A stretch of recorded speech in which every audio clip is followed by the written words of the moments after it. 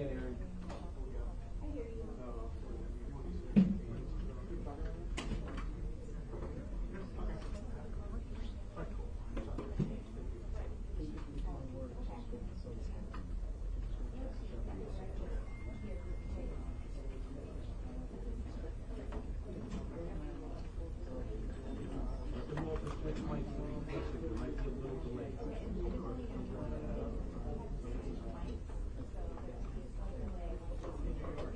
not more than 5 seconds. We're not more than 5 seconds.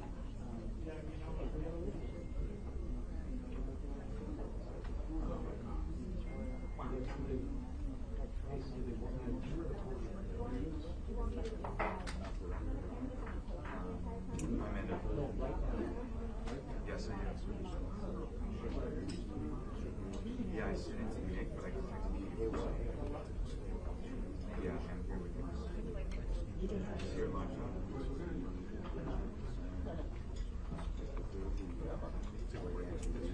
Okay, great. If I have his middle, I'll send it to you.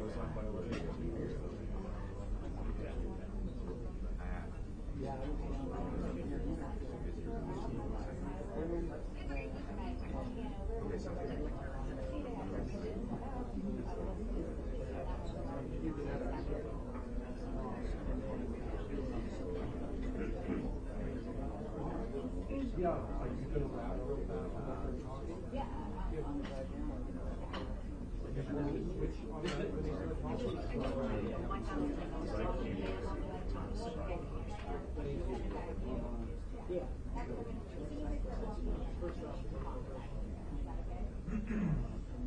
I think you just talked to me.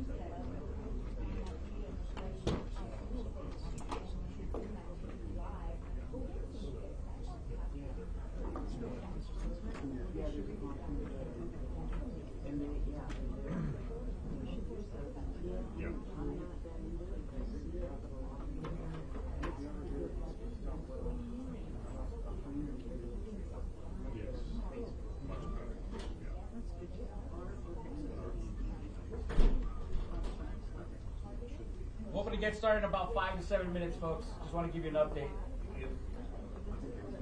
Yeah.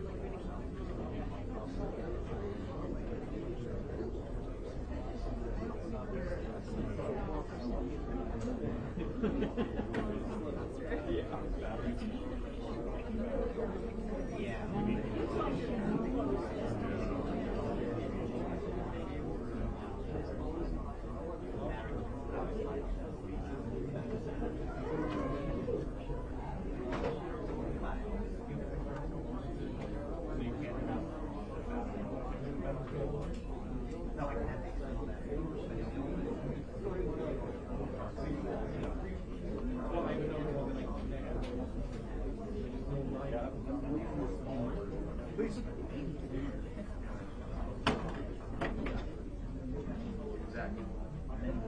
Yeah, I've seen your stuff, man. Good stuff. Yeah.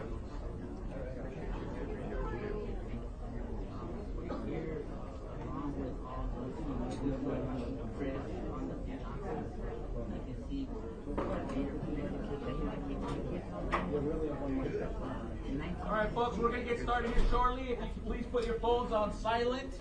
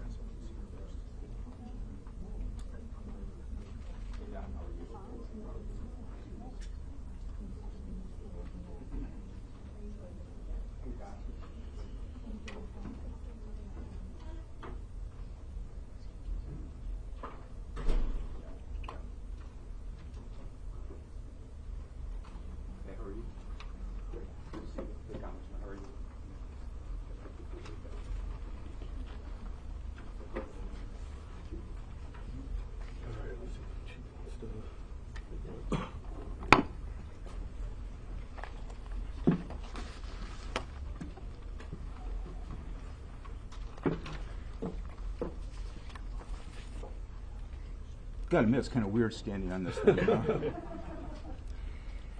Well, first of all, welcome to Palm Springs Police Department.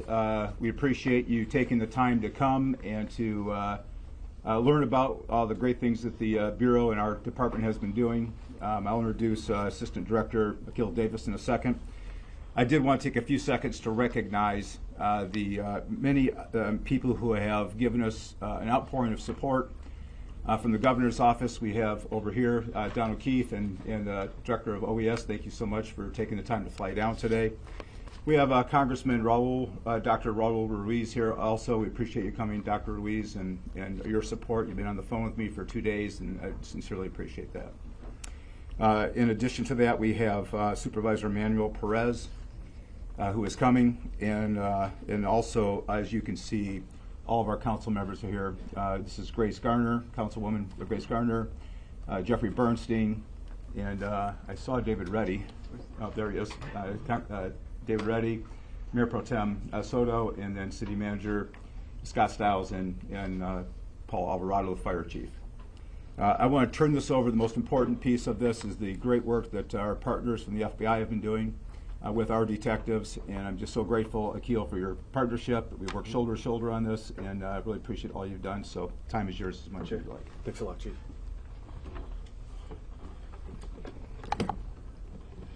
Good morning. As Chief Mills said, my name is Akil Davis, the Assistant Director in charge of the FBI's Los Angeles Field Office. I'd like to begin by thanking the public as well as members of the media for your patience as we continue through this lengthy investigation. I'd like to start off by saying, due to the speed and professionalism of the Palm Springs Fire Department, Station 1, the Palm Springs Police Department, as well as the FBI bomb technicians, we were able to save all of the embryos at this facility. Good guys 1, bad guys 0. They understood the sensitivity and the precious nature of what was inside, and they took extreme care to ensure that there was no loss of any sensitive material. Again, I want to thank all the partners that have arrived here in Palm Springs to help us investigate this scene and ensure the continued safety in this community. I'd like to address the ongoing search in 29 Palms that many of you asked me about yesterday. I can confirm that we were executing a search warrant at that location in 29 Palms as a result of this explosion here. As has been reported, some residents were evacuated in the neighboring area as a practice of protocol and safety. We do not believe that there's an ongoing threat to the public in the 29 Palms area as a result of this investigation. As I mentioned yesterday, our efforts to positively identify the deceased individual here has been found. We are fairly confident that that subject is Guy Edward Bartkiss, a 25-year-old from, again, Palm Springs, from, again, 29 Palms. This is the same individual that I mentioned yesterday. However, due to our investigation, we were keeping some of that information close hold, but we were now releasing it to you today. The FBI's Joint Terrorism Task Force indicates that we believe he was the subject found near the vehicle. I also want to provide the vehicle information to you. He was driving a 2010 silver Ford Fusion sedan with license plate number 8, H as in Henry, W as in William, S as in Sam, 848. Again, that is license plate number 8 as in Henry, 8, H as in Henry, W as in William, S as in Sam, 848. That's critical because we need the public's help in identifying gaps in our investigation. We know where Mr. Bartkiss was at about 6 a.m. We know the timeline of when he entered the city. However, we need the public's help for identifying where he traversed within the city before the explosion went off. We'll be providing a photograph of Mr. Bartkiss, and it'll also be displayed on our social platforms. If anyone has information about this incident, I urge them to call 1-800-CALL-FBI, or we have created a tip line, which is fbi.gov/Palm Springs vehicle explosion. I again want to thank you for your cooperation as we get through this lengthy investigation. We plan on being out here for the next 24 to 36 hours investigating this large scene. I'd now like to turn it over to Chief Mills.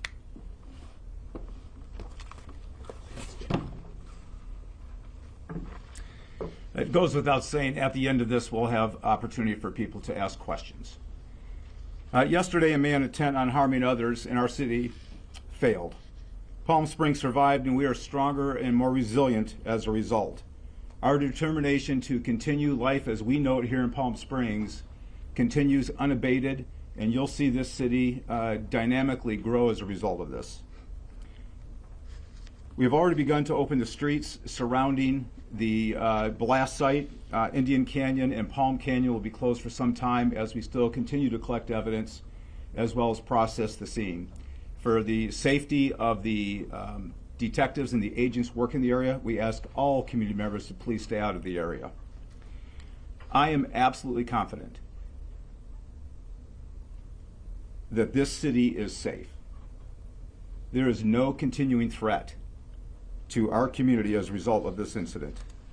Now, let's get back to the business of rebuilding the city and continuing our tradition and way of life.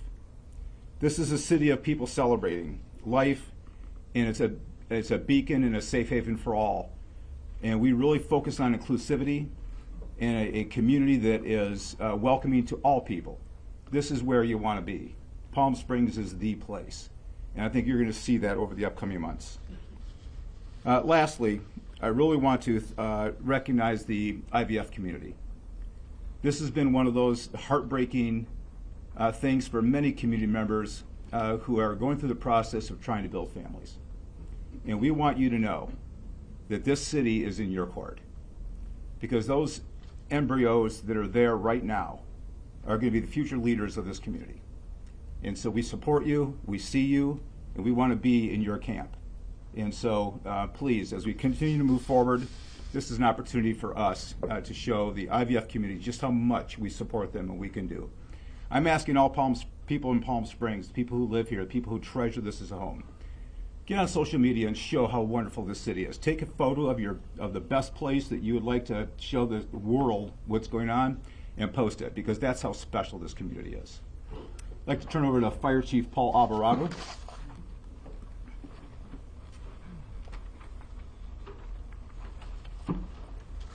Thank you, Chief. I appreciate that.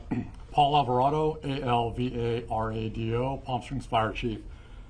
And at first I want to acknowledge the horrific incident that impacted our community yesterday. And my heart goes out to everyone affected. And I want to assure the community the effective and quick response that our firefighters took yesterday to make sure that we protected life and property. Our first arriving fire engine, Fire Station 1, arrived in less than a minute to begin extinguishing fire on the impacted building. Despite the building suffering structural collapse, this was nothing short of heroic, and I'm so proud of our firefighters. We'll continue to work and support with our law enforcement partners to make sure that the community gets rebuilt, our community is safe, and we continue to move forward. Thank you for your time. I'd like to invite Mayor Pro Tem Naomi Soto up to the mic. Thank you.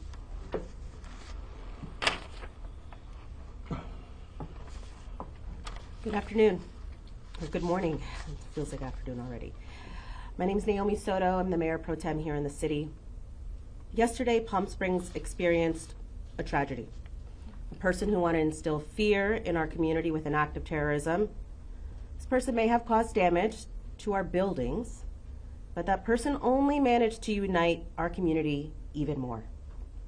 We stand united against violence, against hate. Palm Springs is a city of love, acceptance, joy, and hope. I want to assure this community they are in good hands with Police Chief Andy Mills and Fire Chief Paul Alvarado and the brave men and women who responded immediately to the scene of the explosion. And to our partners at the FBI, who are doing everything they can do to find those responsible, we are in deep gratitude to you all. We also appreciate all our state and local partners who have reached out to offer support and resources, including especially Governor Gavin Newsom, Senator Alex Padilla, Senator Adam Schiff, Congressman Ken Calvert, Congressman Raul Ruiz, thank you for being here, State Senator Ochoa Bo, and Assemblyman Greg Wallace, and all of their staff who have reached out to us multiple times. Thank you to our city council members, our city staff, City Manager Scott Stiles, all of your effort means so much during this time of tragedy. And to our community members, I want to assure you that we are doing everything we can to help those injured and find those responsible. You are not alone, and we are here with you. To our business community and visitors, as Police Chief Mills mentioned, this is an isolated incident. Palm Springs is safe, and we are open for business. And let's bring the joy and fun of Palm Springs immediately back.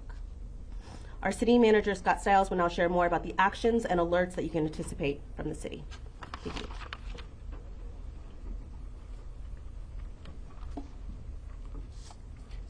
Thank you, Mayor Pro Tem. I'll be very brief, but just a few words, especially for our residents here in Palm Springs. We want to let you know that all of our city departments are working around the clock, 24/7, to be fully coordinated on everything we can do, from opening up streets as quickly as possible and to providing services and restoring services as quickly as possible. That involves all the coordination with our police department, our fire department, public works, who are all out there around the clock, and we will continue to do that. We hope to be opening streets up very soon as possible, and we'll continue to push that out. I do want to mention, especially for our residents, we've created a special landing page on our Engage Palm Springs platform, and that's where people can get all the latest up-to-date information that we're going to be putting out. So please go to that Engage Palm Springs website. Many of our residents are already watching it around the clock. The other thing I want to mention very briefly, with the horrific nature of this explosion, as you know, it damaged a great number of businesses and residential properties in and around the vicinity. We had our business teams out there yesterday going door to door to a lot of those businesses, a lot of those residential properties, and we're going to be moving forward as expeditiously as we can to doing everything we can to help them recover, whether it's waiving permits to get them up to speed, providing any resources, loans, grants, anything that might be available to people. We're going to be working on that with the greatest of speed. So we'll be continuing to reach out to them, and so we just want to thank all of our businesses, residents that were affected, and if you need to reach out to us, please reach out to us if you haven't spoken to us already. So with that, I'll turn it back over to the Assistant Director for any comments, questions. Okay, we'll open it up for a few questions. Chief, did you want to? Mark, did you have a question to start off with? I would ask Scott and anybody else in the city, a lot of people were impacted by this mentally, people who came upon the scene and saw horrific things. Would the city necessarily make any resources available to help people or guide people as they try to emotionally recover from this incident?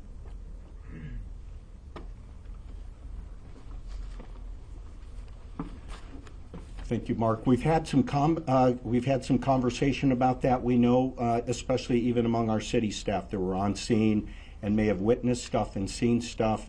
We want to make sure that resources are available to them as well as other staff, and we will be working with our nonprofit partners, other people that provide services, and I would say more to come on that. We know this is a traumatic incident. We want to provide any and every resource that's available to people.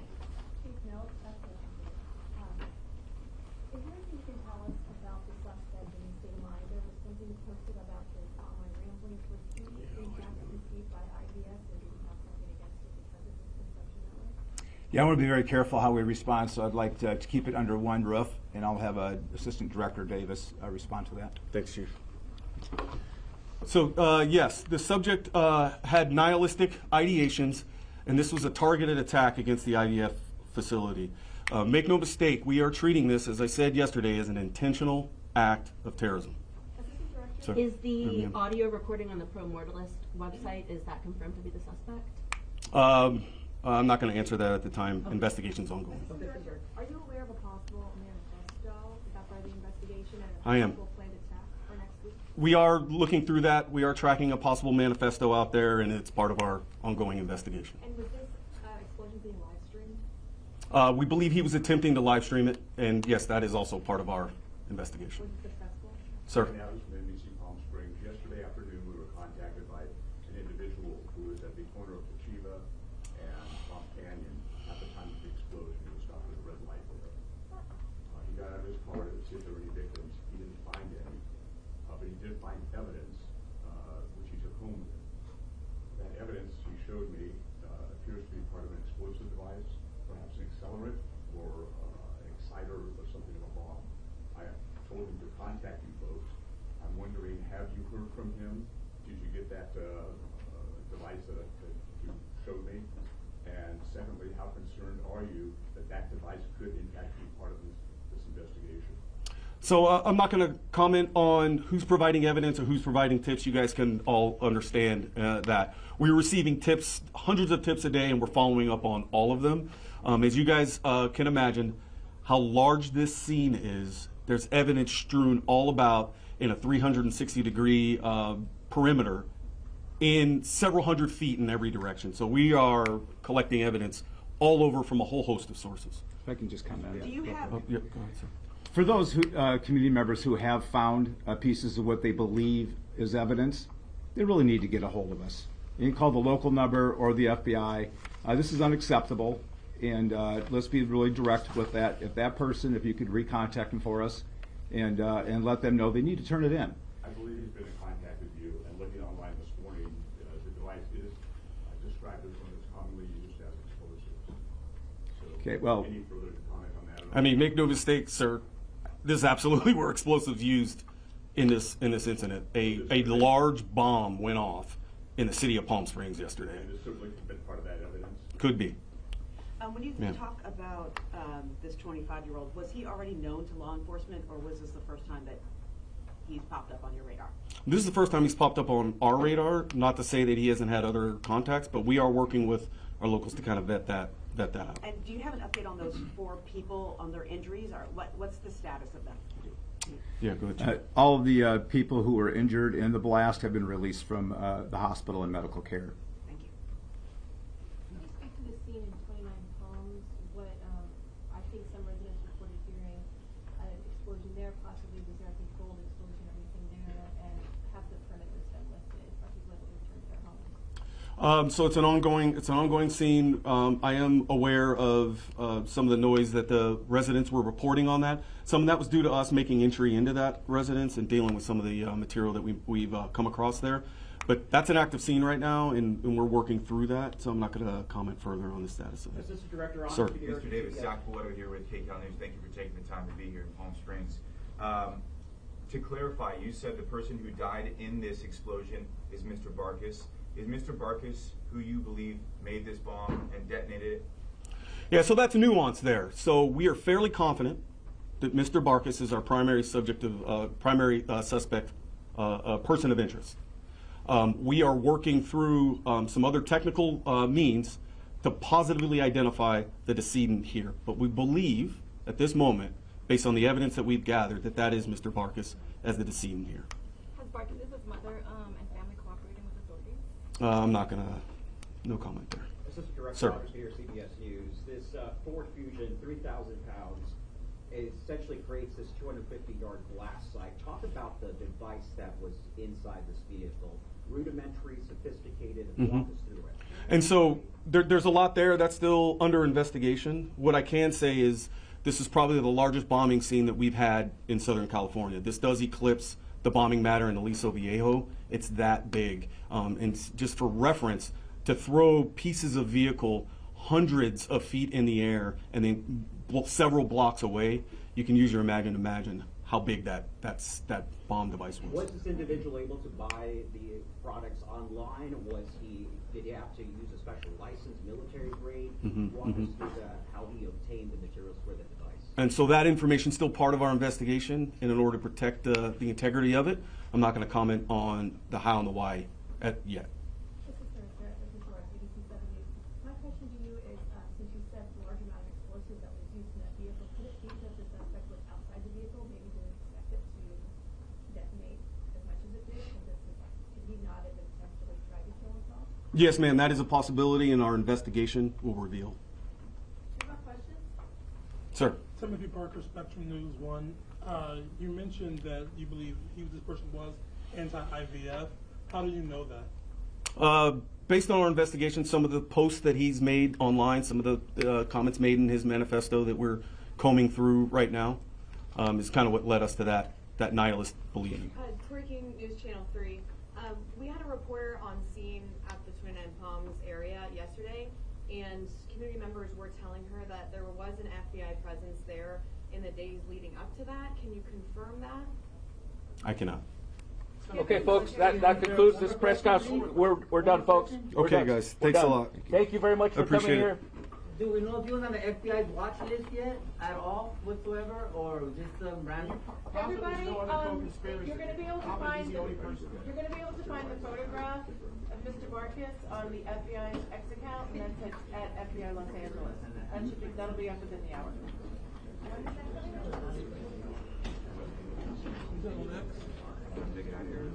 I did ask for it.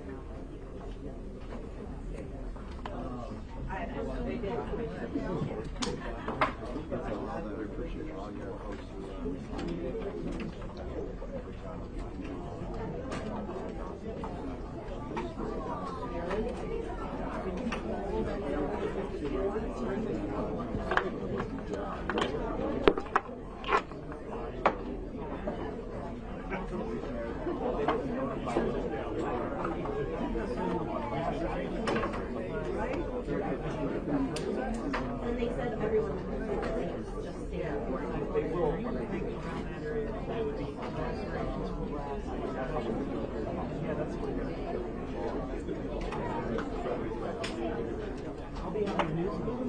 Okay. Oh yeah, I'll come. Oh my god. I'll come say hi. See, that's easy.